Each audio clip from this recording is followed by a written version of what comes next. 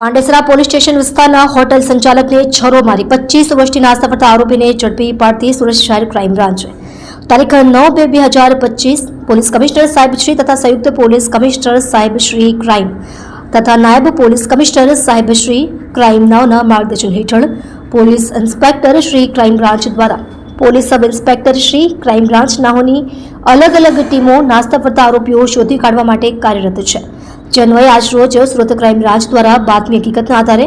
Sachin Kansad road Sai Bhupat સોસાયટીની સામેથી આકુલ રામચંદ્ર લેંકા ઉંમર વર્ષ 48 ધંધો સંચા મશીનમાં મજૂરી રહેવાસી plot number 870 Sai Bhupat society Paligam Kansad road Sachin Surat મૂળ ગામ ગોવિંદપુર થાના કવિ સૂર્યનગર પોસ્ટ બરીડા જિલ્લો ગંજામ ઓરિસ્સા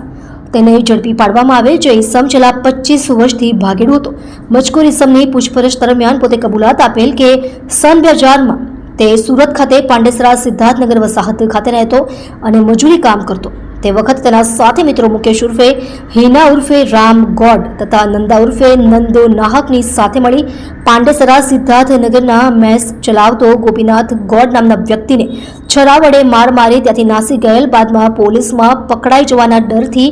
ઓરિસ્સા તથા સુરતમાં અલગ અલગ સરનામે છુપાતો રહેતો હોવાની હકીકત જણાવેલ છે। પાંડેસરા પોલીસ સ્ટેશન ગુનો રજિસ્ટર્ડ નંબર 45/2000 એપિકો કલમ 326 114 જીપી એક્ટ 135 મુજબના ગુનામાં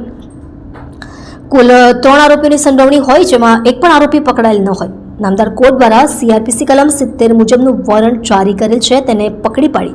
પાંડેસરા પોલીસ સ્ટેશનને સોંપવા તજવીજ હાથ ધરેલ છે।